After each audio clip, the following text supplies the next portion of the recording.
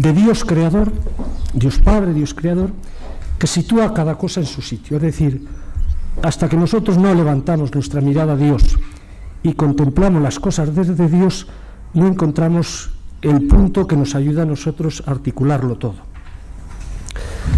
Y eso es, a mi modo de ver, lo que pasa en nuestro tiempo, pero con un movimiento cultural que empieza, lo podemos poner, diríamos, en la edad moderna, en la que emerge el hombre cada vez con más fuerza. Y en ese emerger con más fuerza, en vez de concebir, diríamos, de una manera orgánica las relaciones del mundo, del hombre con el mundo, las va concibiendo progresivamente más como un señor que domina. La distinción objeto-sujeto llevada de una manera radical, ¿verdad? Y en ese contexto, el primer día yo os hablaba de Ilya Prigogine, que dentro de la propia ciencia aboga por una nueva alianza entre las ciencias de la naturaleza y las ciencias, llamémoslo humanísticas o del espíritu, que dicen en Alemania. Pues bien, ver que esa dinámica de lo que dice Prigogine, que a mi modo de ver es el que mejor lo ha expresado todo esto, va unido a otra característica que he descubierto yo, que viene directamente también de Prigogine, que es un predominio para contemplar las cosas desde el futuro. Es decir, la categoría de futuro y la categoría, diríamos, de esperanza como las claves para verlo todo. Entonces, aquello que yo encontraba en Prigogine, lo he intentado verlo, cómo se manifiesta, diríamos, todo esto en la Biblia, y también cómo, de alguna manera, el propio Papa Francisco intenta vincularse con ello. Entonces, efectivamente, nosotros leyendo la Biblia descubrimos la relación profunda que existe entre el hombre y las demás criaturas. No es esa separación que hacía, por ejemplo, Descartes entre la res coitas y la res extensa, es decir, podríamos decir la materia y el espíritu, que están como dos cosas que no tienen casi nada que ver. No esa separación que hace también Kant entre el reino de la libertad y el reino de la necesidad, sino es otra cosa distinta. Y esto se pone de manifiesto en los relatos de la creación, se pone de manifiesto en las descripciones proféticas, ya siempre es donde aparece el tema del futuro, de cómo será la reconciliación final de todas las criaturas con el hombre y del hombre con Dios. Bien, entonces nosotros nos encontramos con el primer relato de la creación. Ya veréis cómo allí aparece esta dimensión de esperanza y esta dimensión de futuro. Este vínculo se pone de manifiesto ya en que la tierra misma entra en la composición del hombre. Dios forma al hombre del polvo de la tierra, nos dice. Además, el autor expresa este nexo vital entre el hombre y la tierra mediante una paronomasia de los términos hebreos. Es decir, pone a Adán relacionado con Adamá, que es la tierra cultivada y fértil. Juego de palabras que se puede reflejar, por lo menos en latín, castellano no tanto, pero en latín sí, ¿verdad?, diciendo que el homo ha sido formado del humus, de la tierra, ¿verdad? O sea, hay incluso un origen en las palabras, ¿verdad?, que homo se relaciona con humus, que es tierra.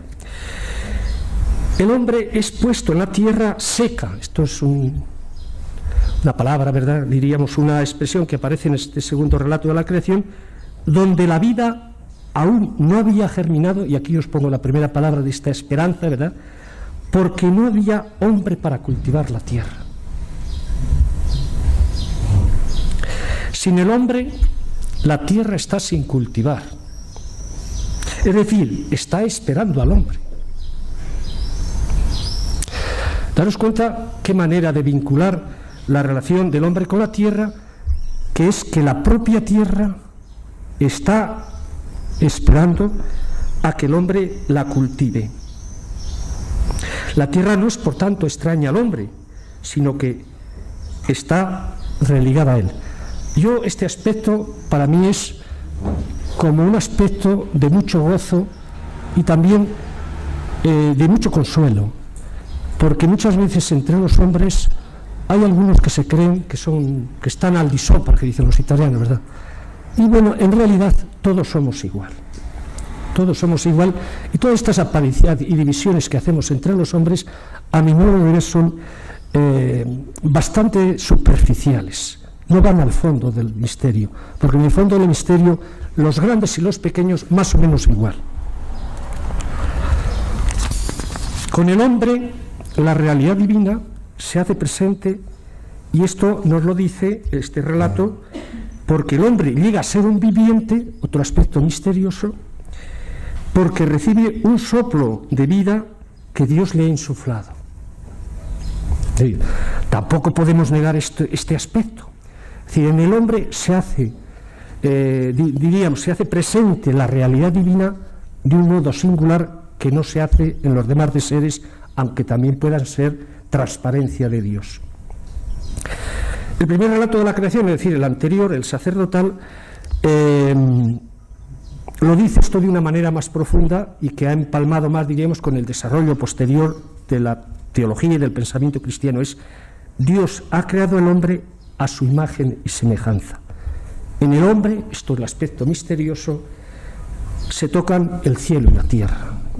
Y esta casi es una de las experiencias más profundas nuestras, ¿verdad?, cuando nos analizamos entre el vínculo que tenemos con lo débil y el corazón, diríamos, que se expande, diríamos, hacia Dios, y que incluso estamos tocados o tocamos a Dios, ¿verdad?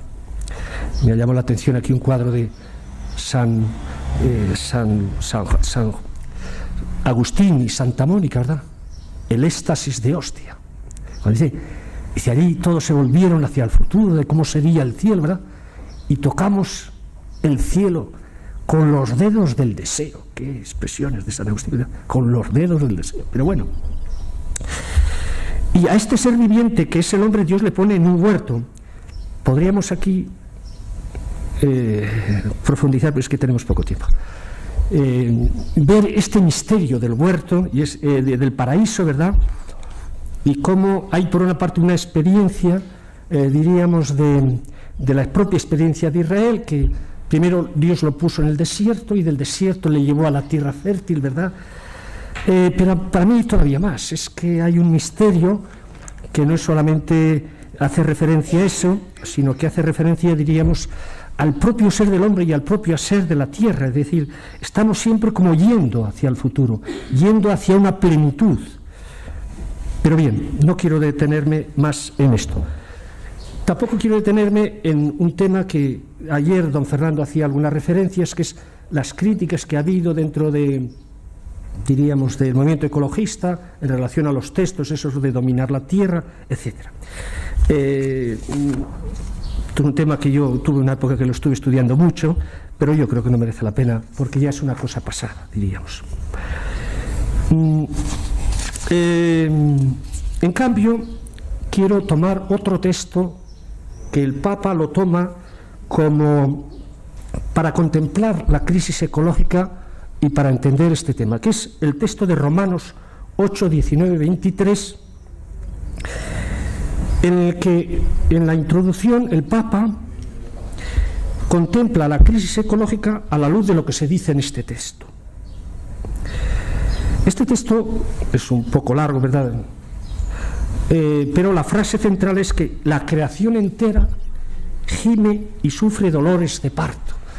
Es una mirada de la creación muy diversa de la que nosotros nos imaginamos siempre de la creación en los orígenes, ¿verdad?, que es un aspecto. La mirada última en el Nuevo Testamento de la creación no es en relación al pasado, sino en relación al futuro. En relación al futuro. La creación entera y gime sufre dolores de parto. El Papa lo aplica a la tierra con unas expresiones de San Francisco que, si hablo de San Francisco, ya no puedo hablar de otra cosa. Esta hermana nuestra clama por el daño que le provocamos a causa del uso irresponsable y del abuso de los bienes que Dios ha puesto en ella. Hemos crecido pensando que éramos sus propietarios y dominadores, autorizados a expoliarla. La cita forma parte de, como os he dicho, del texto de Romanos 8, 18, 30, donde Pablo habla de los gemidos de la creación, los pone en el mismo nivel. Los gemidos de la creación y los gemidos de los creyentes, que están esperando, dice, la libertad gloriosa de los hijos de Dios y la liberación de sus cuerpos también. Comenta un exégeta alemán, Heinrich Schlier, que todas las criaturas esperan gozosas la manifestación de los hijos de Dios. Están como orientadas y tensadas hacia ese acontecimiento.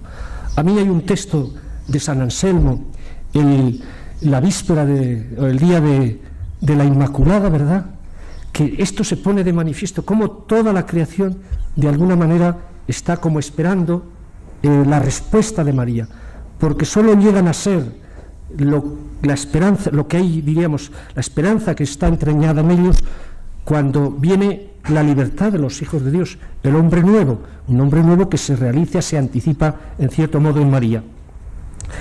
Junto a una gran confianza se deposita así en los hombres una ilimitada responsabilidad, ser el cumplimiento de toda la nostalgia de la tierra y del cielo. Pero mientras tanto, la creación experimenta lo contrario. Está sometida a la frustración, no por su voluntad, sino por aquel que la sometió. El que la sometió, ¿quién es? Según Schlier y otra serie de autores, ¿verdad?, fue Adán. Adán representa al hombre creado a imagen y semejanza de Dios, pero que se abandona a la sed de poder y dominar, y a la mentira de ser como Dios. Adán reduce así la creación a esclavitud y la frustra en su vocación última. Es en gran medida lo que está pasando en nuestra casa común, dice, o podemos decir nosotros con palabras del Papa Francisco. Es la crisis que él describe ahí como la crisis ecológica puesta de relieve en la contaminación del ambiente, la cultura del descarte, el calentamiento del sistema climático, la falta de agua potable segura en África, la pérdida de la biodiversidad, la inequidad planetaria y sobre todo la falta de reacción ante dicha crisis, porque el Papa, diríamos, es una llamada también a una toma de conciencia. Nosotros así lo hemos de tomar, y nosotros estas inspiraciones que Dios da al que está siempre al frente de la Iglesia, las debemos de acoger no en el sentido, diríamos, de doctrinario, no se trata de doctrinario, sino del momento que estamos en la historia y que nos sentimos guiados por el Espíritu, al revés, lo más profundo que, como decía don David, de intentar de lo que Dios, escuchar la voz de Dios. El Papa Francisco, para entender lo que él quiere decir, no pretende recoger información con todas estas cosas, ni saciar la curiosidad de nadie, si sabéis si es exactamente eso, sino daros cuenta, tomar dolorosa conciencia, atrevernos a convertir en sufrimiento personal lo que pasa en el mundo. A mí me fascina cada vez que le escucho a don Pablo Martínez, como, pues en él se manifiesta una sensibilidad que yo no la tengo en ese grado, pero que desearía tenerla, porque nosotros, dice Santo Tomás, no podemos sentir todo, pero por lo menos lo podemos pedir, ¿verdad? Y nosotros podemos pedir a Dios que nos dé esa sensibilidad, no como algo que consideramos débil, sino al revés, como una grandeza. En estas manifestaciones se pone de manifiesto al trasluz, a mi modo de ver, lo contrario, que hay un designio de Dios sobre la creación y que se realiza ante nuestros ojos también en negativo a causa del hombre. Esta crisis pone de manifiesto, como vemos que va mal, pues quiere decir que ahí el designio de Dios es distinto de eso. Nos es difícil captar muchas veces y conceptualizar este designio según nuestros planes de acción, porque siempre tenemos una visión parcial del mismo, siendo así que el plan divino se refiere a todos y a todo. Se hace necesaria una actualización de la revelación y la luz divina en relación a este momento histórico. Después de un tiempo de eclipse de Dios y de lo sagrado, quizás se está mirando el momento en que despunte sobre la tierra un nuevo día de luz e iluminación. Yo lo percibo así. Vemos ahora de otra manera después de la encíclica. Antes no se tenía esa sensibilidad, pero Dios ha querido que se tenga. Abrámonos a ellos. Como escribió Hölderlin en su famoso himno Patmos, Dios está cercano y es difícil de percibirle, pero donde está el peligro crece la salvación. Este texto siempre me ha gustado mucho, ¿verdad?, para entender. El peligro está en el olvido de Dios creador, en el modelo tecnocrático de desarrollo y en el endiosamiento del hombre y de su acción. Pero en medio de la noche crecen la luz y la salvación, la revelación de Dios creador, la toma de conciencia y la acogida de la misma que permite a los hombres descubrir su hermandad con todo lo creado. En este sentido, en el capítulo 3, el Papa reflexiona sobre la creatividad y poder del hombre, que este es el misterio que pone también de relieve, el poder, el misterio del poder del hombre, cómo tenemos que entender el poder. Esto es fundamental a mi modo de ver. El modelo tecnocrático de desarrollo y la crisis y consecuencias del antropocentrismo moderno, es decir, de poner al hombre en la cima de todo, que ahora existe también el peligro contrario, pero bueno, denuncia primero un hecho, el dominio impresionante que tienen sobre la humanidad y el mundo entero los que poseen el conocimiento y sobre todo el poder económico. El Papa dice, es un riesgo que tan pocos tengan tanto poder y cómo puedan utilizarlo. Tampoco dice que lo hagan mal, pero en sí es un peligro el que se concentra, ¿verdad? Luego analiza la mentalidad que lo sustenta. Se considera que todo incremento en poder constituye sin más un progreso, como si la realidad, el bien y la verdad brotasen del poder tecnológico y económico. La tendencia a no someter el poder a una instancia reguladora aumenta la posibilidad de que el hombre lo use mal. El hombre queda desnudo y expuesto a su propio poder. Es que eso es lo más terrible. Lo más terrible es del hombre, lo más peligroso siempre es el mismo. Hay que esperar de Dios y de otros, el modo, de librarse del propio peligro que el hombre constituye para sí mismo. El Papa habla de una desmesura antropológica en la modernidad, en la que pudo influir también una presentación inadecuada de la antropología cristiana. Como el hombre estaba llamado a ser Señor del universo, se transmitió el sueño prometeico de dominio del mundo que provocó la impresión de que el cuidado de la naturaleza era cosa de débiles. Es decir, cuando se pone la categoría de poder como la dominante y no está enmarcada en otra cosa, siempre todo lo demás es como débiles. ¿Es eso verdad? ¿Es eso lo humano? ¿O las bienaventuranzas nos revelan otra manera de ver, y sobre todo la persona de Jesucristo? Cuando el hombre intenta constituirse en dominador absoluto y se declara autónomo de la realidad, esto de que es el hombre el que casi utiliza toda la realidad distinta como material de su trabajo, que lo puede transformar como él le dé la gana, incluso su propio ser, incluso su propio cuerpo, incluso su propio espíritu, como yo soy el que me construye, etcétera, se desmorona la base misma de su existencia.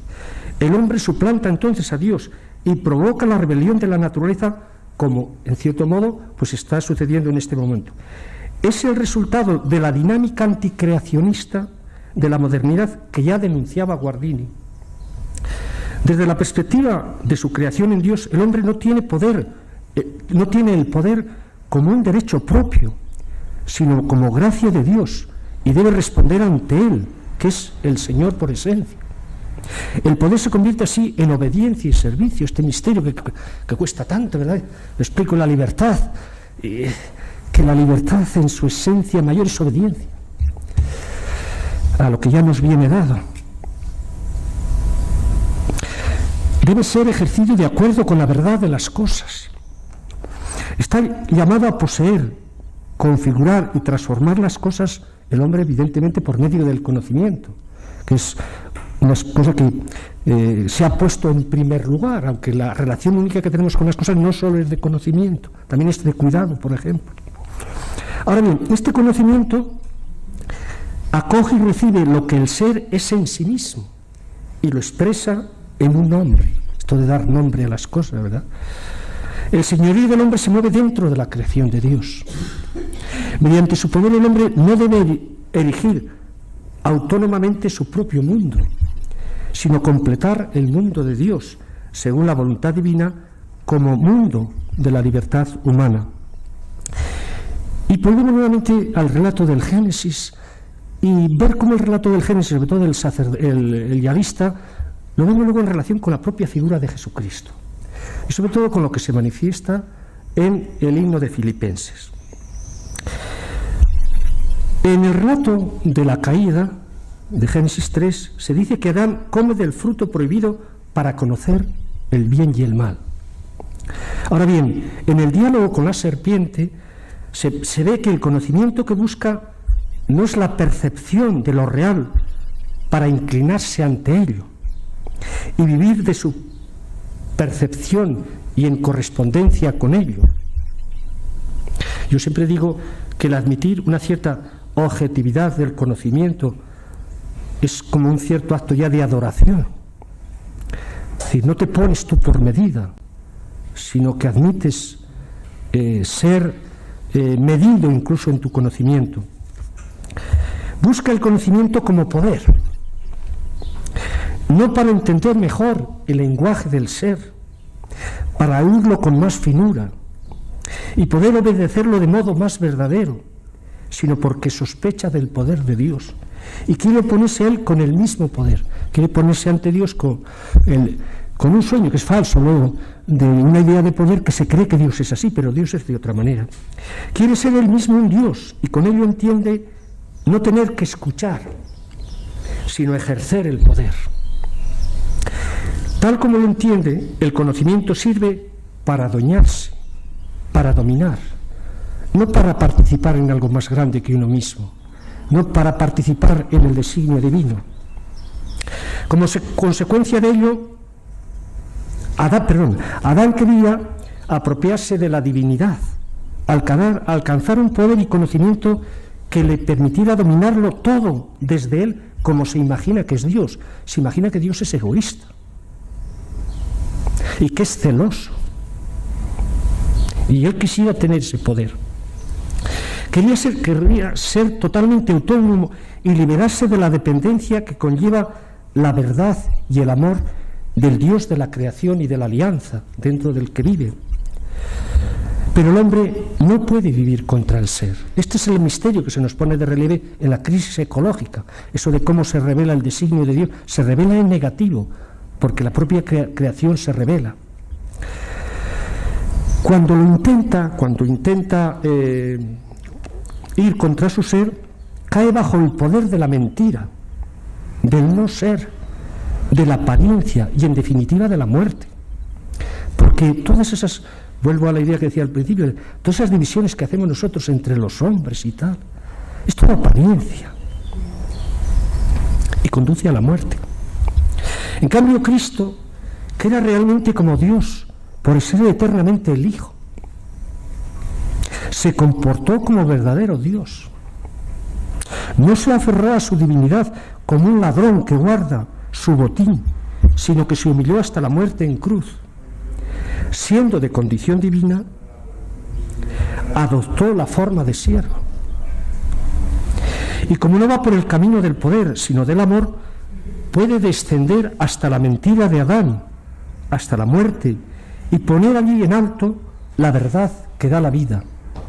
Se convierte así en el nuevo Adán, con el que el ser humano comienza de nuevo, Él, Cristo, que desde el fundamento es, desde lo más profundo de su ser personal, es relación y referencia, es el Hijo. Él restablece la relación adecuada. Sus brazos extendidos en la cruz son la relación que siempre está abierta. Son la expresión de la universalidad y misericordia del amor de Dios. Yo siempre digo que el hombre, la raíz de todos los males está en la sospecha de quién era Dios, de si Dios era bueno o malo. Y la liberación, y diríamos, y nuestra salvación en todas las situaciones está siempre en que nosotros comprendamos lo que nos ha revelado en su misterio de la encarnación y de su abajamiento. Y de esta manera, diríamos, tengamos la idea de que Dios es amor. Porque toda la salvación vendrá de ahí, no vendrá de ningún otro sitio. No vendrá de todos los esfuerzos por ser buenos incluso, sino de la respuesta a algo que nos precede. Bien, por eso Dios le exaltó dándole nombre, sobre todo nombre, de modo que a nombre de Jesús toda rodilla se doble en el cielo, en la tierra, en el abismo. La liturgia cósmica aquí entrevista es presentada como un arrodillarse de la entera creación, no solamente de lo alto y de lo sublime, sino también de lo bajo. Un doblarse de rodillas ante el nombre de Jesús, crucificado y exaltado, una imitación y apropiación del gesto de Cristo, que siendo de condición divina se humilló y asumió la forma de siervo. La visión de la liturgia cósmica no está explicitada en la encíclica. Yo creo que lo ha hecho porque él quiere suscitar un movimiento activo y podría quedar en algo excesivamente contemplativo. Él quiere incluirla dentro de la moral social. Pero se contienen en ella motivos suficientes para poder afirmar que esta visión inspira y motiva al Papa. Así aparece en la introducción al Cántico de San Francisco, y cuando escribe que la Eucaristía une el cielo y la tierra, abraza y penetra todo lo creado, y es fuente de luz y motivación para nuestras preocupaciones por el ambiente, y nos orienta a ser custodios de todo lo creado. Y por supuesto en la oración final, hacia la que apunta toda la encíclica, y que es un himno de alabanza al Dios trinitario y creador. Esta liturgia, cuya realización plena tendrá lugar en la parusía y en la que participará también el cosmos, conlleva la recuperación del hermanamiento y armonía del hombre con toda la creación que existía hasta Noé. La visión del arca, que acoge en una sola familia a hombres y animales, es como la imagen ideal de una época que se cierra, esto dentro del propio Génesis. Los profetas anunciaron que con el Mesías llegará una paz que abarcará también al mundo animal. Esa promesa comienza a hacerse realidad en la estancia de Cristo en el desierto para ser tentado, donde nos dice Marcos que vivía entre fieras salvajes y los ángeles lo servían.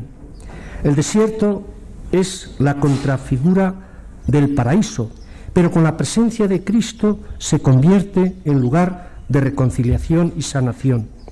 Las fieras salvajes forman la forma más concreta de amenaza para los hombres de la rebelión de la creación y el poder de la muerte.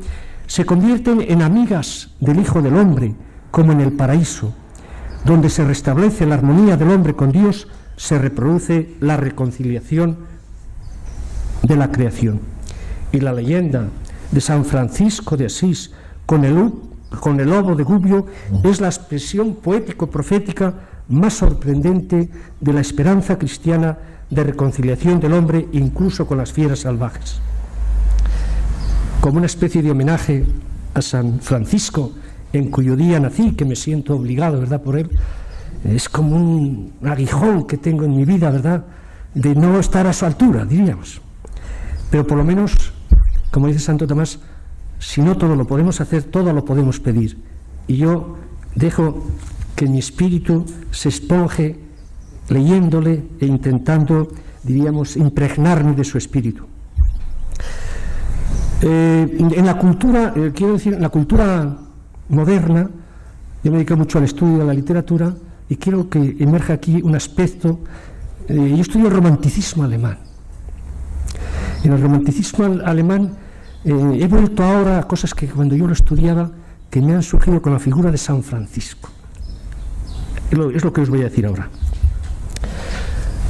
Hay muchas semejanzas entre la figura de San Francisco como juglar de Dios y la acción propia de su cántico con la concepción de la poesía en un autor, ¿verdad? Yo cito como don Marceliano, ¿verdad? Este se llama Joseph Eichendorff.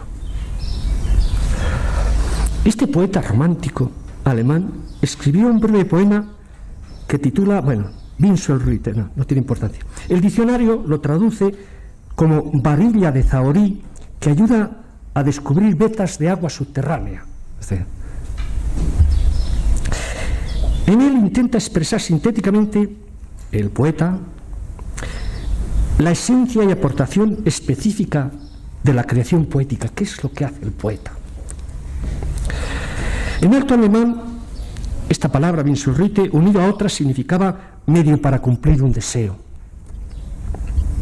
En el poema de Eichendorff y en la aplicación que yo hago al cántico de San Francisco, me atrevo a traducir Winselried por medio poético para descubrir, interpretar y corresponder al deseo profundo y entrañado en el Creador en todas las criaturas.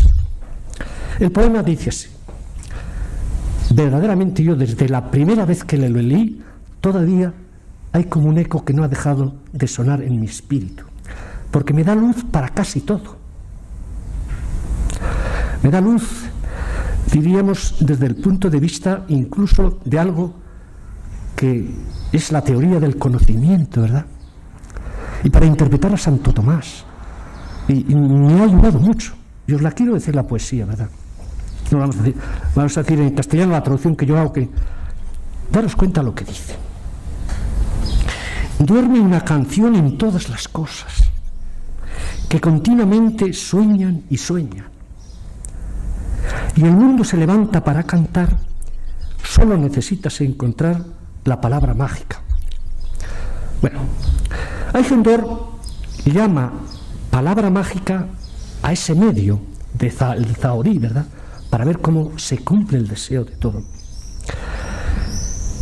La esencia de la poesía está en despertar con la palabra mágica la canción dormida en todas las cosas de la naturaleza y de la vida. Daros cuenta, qué curioso. Es una reacción contra el idealismo y las tendencias esas de que somos nosotros los que proyectamos sobre las cosas nuestras categorías. Aquí no es eso. Lo que nosotros hacemos es despertar algo que Dios ha puesto en las cosas, porque en ellas hay una canción dormida. La canción duerme en ellas, en las cosas y en la propia vida, pero ellas sueñan y sueñan. En medio de un descanso de las cosas, ¿verdad?, hay un movimiento, anhelo e incluso inquietud. La canción que duerme no es algo secundario, que se añada a lo fundamental de las cosas. Es su razón de ser, su sentido. Cuando se pronuncia la palabra mágica y el mundo comienza a cantar, alcanzan su meta la canción y las cosas mismas. Daos cuenta las palabras que dice María, que según San Anselmo, todos se alegran, se cumple el deseo. Lo dicho sobre la canción vale también para el verbo cantar. Lo propio de la canción es el lenguaje al que se añade la música. En el cántico hay dos cosas, palabra y arte. No es un lenguaje hablado, sino cantado. La canción que dormía puede, pues, convertirse en cántico. También los signos, es decir, la poesía, pueden ser cantados. La canción puede ser también poesía. La canción dormida es el presupuesto de la poesía y despertarla es su objetivo último. Las cosas están esperando a que nosotros digamos la palabra mágica, nosotros diríamos la palabra sacramental. Hacer que esta canción comience a sonar y el mundo a cantar mediante la palabra imaginativa es la aportación y efecto de la poesía misma. Llama la atención la dimensión cósmica que Eichendorff atribuye a la poesía. Y el mundo se levanta para cantar, solo necesitas encontrar la palabra mágica. La canción que duerme en todas las cosas es la promesa depositada por Dios al crear el mundo por amor y llamar a la entera creación a participar en la libertad de los hijos de Dios. Con la palabra mágica de su poesía, el poeta es como un sacerdote que orienta las verdades contenidas en la creación en dirección al destino querido y pensado por Dios para ella y a la llamada de Dios al hombre. Ese destino está a la postre en lo eterno.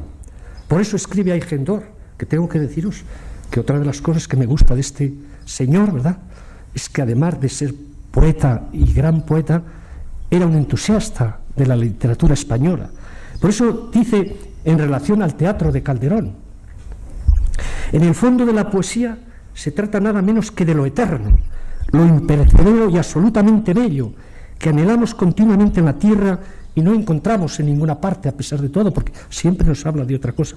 Por eso es irrepresentable y solo puede hacerse aparecer de modo simbólico. La mirada del poeta trasciende ya a las criaturas visibles. Partiendo de ellas, va más allá de ellas. Se orienta hacia Dios, creador, eterno y creador, que las ha pensado, querido y llamado a la comunión con Él. El poeta contribuye no solo a la redención de las criaturas, sino también a comunicar y hacer experimentar a los hombres algo de lo eterno y absolutamente bello, que está muy por encima de todos los fenómenos y fuerzas del más acá, con su encantamiento y necesidad de redención. Todo esto es para comprender a San Francisco. San Francisco no fue un sacerdote ordenado, permaneció siempre como diácono. A mí me llama la atención siempre cómo se encuentran los santos con los santos, ¿verdad? Siempre Teresa de Lisieux, que quería ser todo, entre otras cosas le gustaría ser también sacerdote, pero dice: yo admiro a San Francisco, que pudiendo ser sacerdote y diciéndoles todos, tuvo la humildad de no serlo. Pero bueno, vamos a dejarnos. Él quería limitarse a anunciar el Evangelio y la llegada del reino que ha de difundirse en el corazón de cada uno y por todo el mundo. Y compuso el cántico de las criaturas, en las que se muestra como sacerdote de la creación y poeta en el sentido que lo entiende Eichendorff. Su vida con las comunidades que él soñó y el pueblo de Dios que congregó son como un gran poema viviente del siglo XIII, que continúa tocando el corazón y ampliando la mirada en altura, anchura y profundidad, y continúa ampliando el horizonte de nuestro corazón. Se entendió a sí mismo y a las fraternidades por él fundadas como juglares de Dios y poetas de la creación que querían transparentar y cantar la belleza de Dios en ella. La palabra mágica de Eichendorff, que yo diría sacramental, con la que San Francisco hace que la canción dormida en las criaturas comience a sonar y el mundo a cantar, es la que el Papa ha situado en el incipit de la encíclica y que ahora se repite como una letanía en el cántico de las criaturas: Laudato si mi Signore, alabado seas mi Señor. Esta alabanza es como un pequeño toque en el centro que se expande como las olas en el piélago del universo. Me ha recordado lo que escribía Eichendorff en Introducción a la Historia de la Literatura Poética de Alemania sobre el principio conductor de toda vida humana, de toda forma de vida humana. Dice él, qué curioso: como sucede a través del mundo físico, así también en el reino de los espíritus, él está pensando sobre todo en el hombre, hay una misteriosa fuerza centrípeta y centrífuga, una lucha constante entre el presentimiento celestial y un peso terreno, que en el gran anillo abarca tanto los espíritus como los planetas, en círculos más o menos estrechos o amplios, que los describen en torno al punto central eterno, luz o tinieblas, calor que da vida o frío que paraliza, distribuidos de modos diversos. El cántico de San Francisco nos sitúa en el centro del corazón, donde el hombre escucha la voz de Dios que le llega a través de las criaturas del universo y en cuya respuesta se decide su destino. Es un himno de alabanza y acción de gracias al Creador. En él se cumple la finalidad de la creación. El relato sacerdotal del Génesis presenta el séptimo día como la corona de la creación. El ritmo de los 7 días está al servicio de un mensaje que va más allá. La creación existe, podríamos decir, para el séptimo día, para el sábado, que es la señal de la alianza de Dios con los hombres. La creación ha sido hecha para que exista un espacio para la adoración. La creación cumple su sentido, está ordenada cuando el hombre la incorpora siempre de nuevo a la adoración de Dios. La adoración es el centro propio, la fuerza que mueve y ordena desde el centro el ritmo de las estrellas y de nuestra vida. El corazón de nuestra vida palpita correctamente cuando está impregnado de ellas. El cántico de San Francisco, puesto en el centro del Evangelio de la Creación, en ese capítulo 3 sobre el Evangelio de la Creación, que ha puesto allí la parte primera, diríamos, nos sitúa en el punto de contacto y comunicación entre lo temporal y lo eterno. Nos incorpora al movimiento de adoración de Cristo al Padre por el Espíritu, que se actualiza en la liturgia y hacemos propio en la oración de alabanza, acción de gracias y adoración personal. Laudato si mi Signore, alabado seas mi Señor. Son palabras performativas que dicen hoy, casi sacramentales. No se limitan a describir acciones o a invitar a ellas, sino que coinciden y forman parte de esas acciones a las que nos invitan. San Francisco y a su estela también el Papa quieren despertar, suscitar un movimiento en lo más profundo del corazón, la respuesta de agradecimiento y alabanza a Dios que se revela en la creación. Saben que todo depende de esa respuesta. También la percepción de la tierra como hermana y madre bella, que es como aparece al principio. Solo cuando el hombre vuelve su mirada a Dios creador y le alaba, comienzan a despuntar la luz y la revelación de la verdad, la bondad y la belleza. También la revelación, la redención, la alegría verdadera y el canto en el corazón de los hombres y en la entera creación. Y si esta respuesta falta, todo, incluso lo más válido y noble, acaba perdiendo el horizonte de su sentido, se desequilibra y se desmorona. San Francisco contempla la entera creación con los ojos de Adán en el paraíso antes de la caída, con los ojos de Jesús, que nos enseñó a contemplarla como don de su Padre Dios, y con los ojos resucitados con los que contemplaremos el cielo y la tierra nuevas. Cuando recitamos el cántico, nuestra mirada se orienta y nuestro corazón palpita al son de las palabras nacidas de la mirada y el corazón purificado de San Francisco. También es un homenaje esto a San Agustín, también el conocimiento de Dios, la teología, diría yo, corre el riesgo de perder el rumbo, como pone de relieve San Pablo, cuando se refiere a aquellos que, habiendo conocido a Dios, no le glorificaron como Dios, ni le dieron gracias. Todo lo contrario, se ofuscaron en sus razonamientos, de modo que su corazón insensato quedó envuelto en tinieblas. San Agustín articula sobre su reflexión sobre la gracia en torno a 2 textos que son los siguientes. El uno: ¿qué tienes que no hayas recibido? Y si lo has recibido, ¿por qué te glorías como si no lo hubieses recibido? Y 1 Corintios 1:31, el que se gloríe en el Señor. Y dice, por un misterio muy profundo y saludable, todos los rayos y, por así decir, el rostro de las Santas Escrituras están para advertir de esto a quienes las saben mirar de cerca. El que se gloríe en el Señor. Nada más.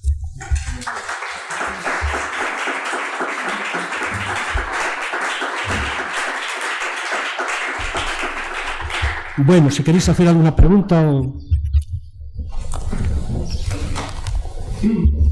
Claro, permítame que tenga la confianza. Es usted un romántico intervencionista. Con intervenciones, yo no sé ni cómo decirlo. Es para hablar de clase. La visión, la cosmovisión, que ahora se dice mucho la cosmovisión, que tiene usted, la explicación teológica que nos habla, que en muchos puntos yo asiento y usted lo ha expresado, pero era mi ideología y era mi pensamiento. Ha sido una reflexión teológica estupenda. Aparte de esos niveles de así modificar que se ha hecho, pero la reflexión teológica ha sido magnífica. Le agradezco mucho la convicción que tiene usted. Es que eso lo agradezco, porque nos da aliento. Es que a mí personalmente me da aliento para vivir.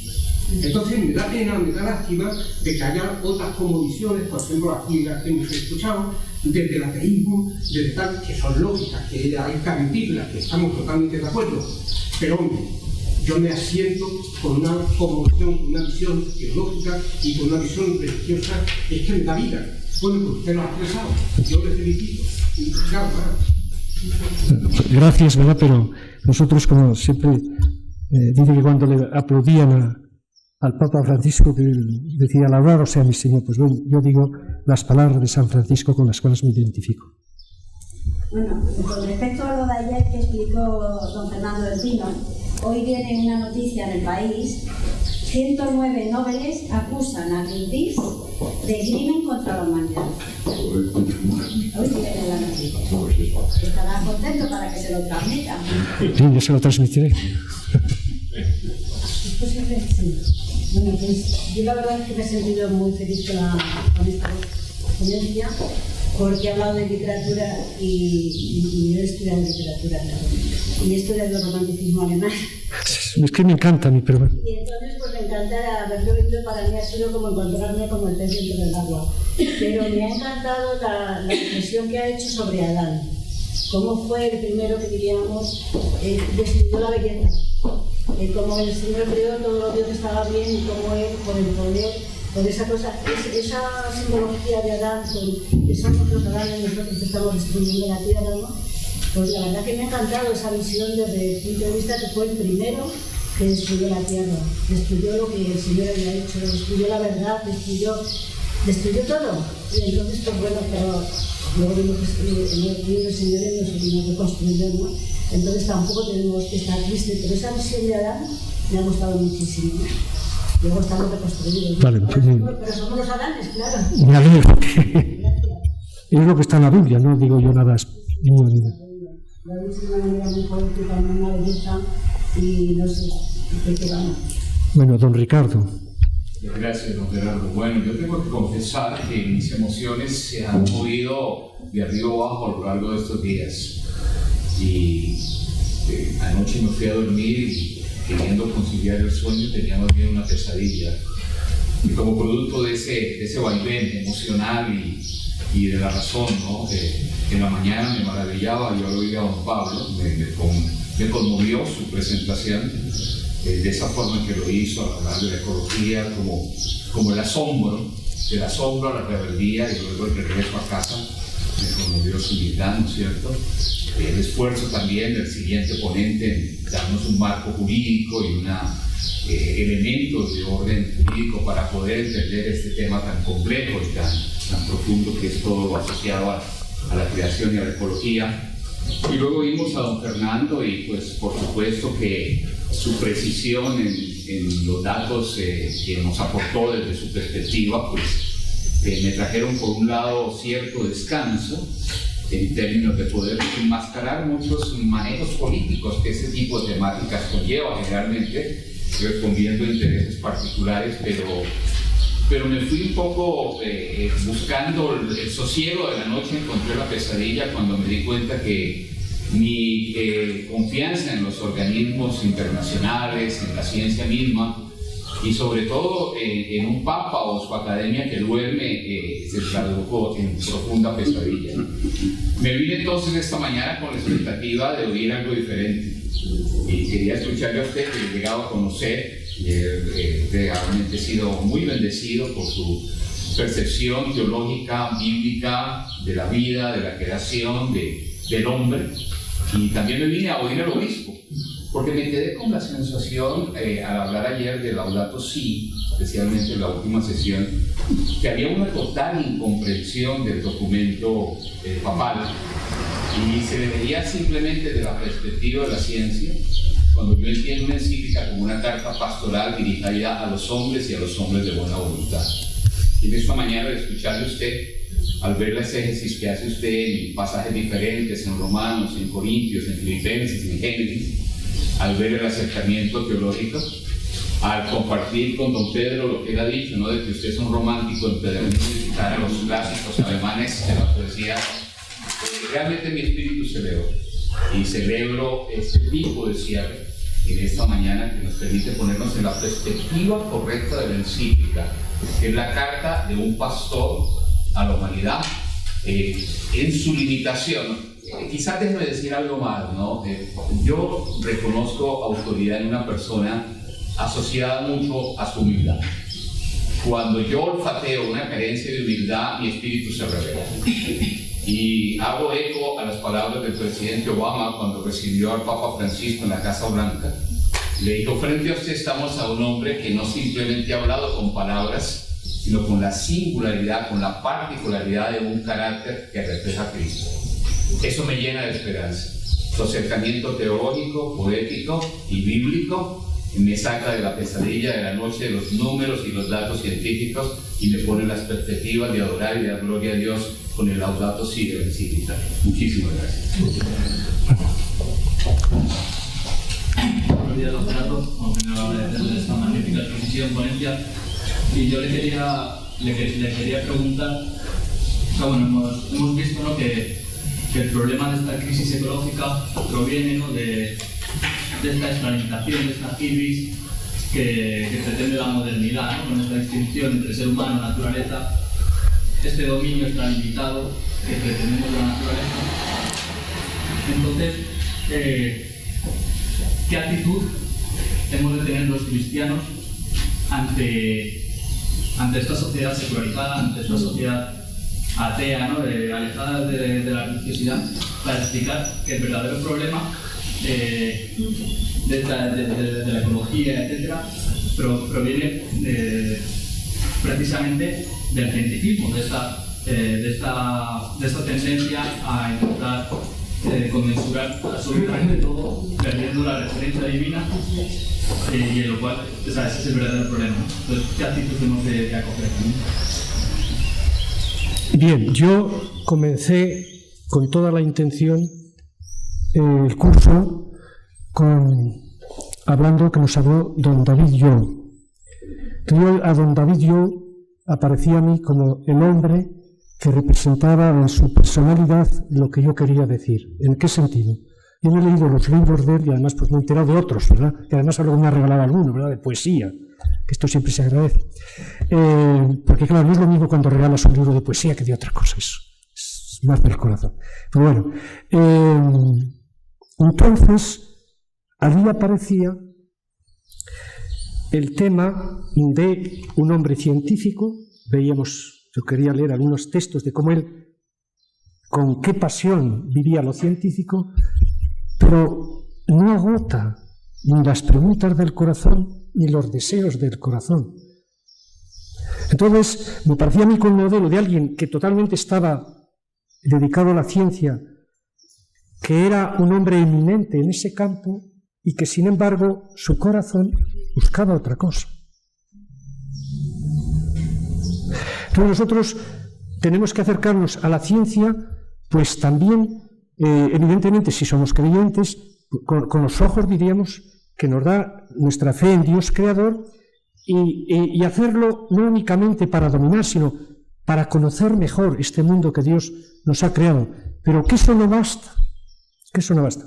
Y si tú me dices ya cuál es lo que yo creo y lo que creo por lo cual tiene acogida el Papa Francisco, y es el hombre lo que más necesita es la misericordia de Dios.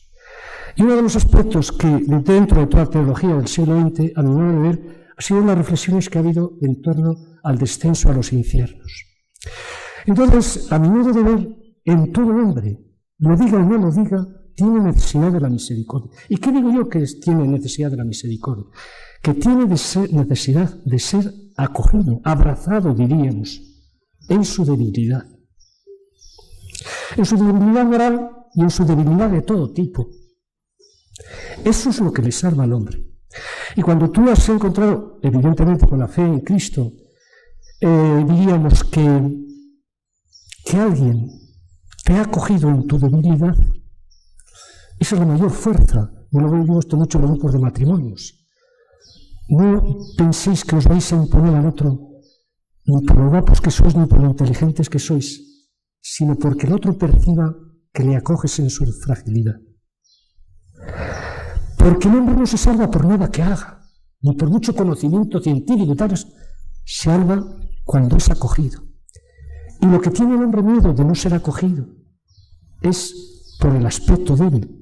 Es como en alemán hay un teólogo que se llama Hans Urs von Balthasar, que habla interfaz, ¿no? Es decir, que te abraza por debajo. Eso es lo que tiene necesidad el mundo. Y lo que yo percibo que este Papa empalma. A veces no se le entiende al Papa porque entra en conflicto con algunos modos contingentes de expresar que son ilegítimos, porque él va a otra cosa. Él va a la imagen de Dios, a que Dios es amor. Entonces, como una caricia que les hace por debajo.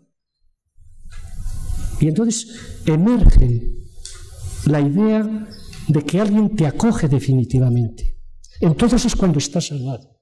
Y si es Dios, vamos a hacer la reflexión agustiniana, ¿verdad? Que el que te acoge, pues no sea cualquier cosa, sino que esté a consistencia, que es y es siempre, eso es lo que serena el Espíritu.